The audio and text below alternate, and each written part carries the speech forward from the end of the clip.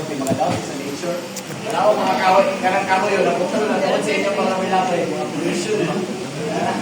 So, ang ako lang, mag-practice na, na maayo mo pag-lapay. Kaya ato yung pusa ng nature, kaya saan na lang, wala na ikahoy dyan tayo ginawa, mamatay ng tunan.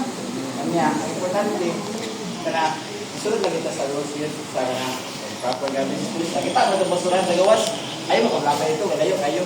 Iso niya sa bulsa. Okay, nakamanta na rin. So, inalis pa lang sa bulsa. So, magawa mo yung i-drop na dito. Lang, ang gusto kayo, parang gusto na itong pinilis ko sa paligid. So, kita mo na lang kahoy, grow na lang. Okay, pan man, parang gusto mo pinilis ko. By living our area, we nurture nature.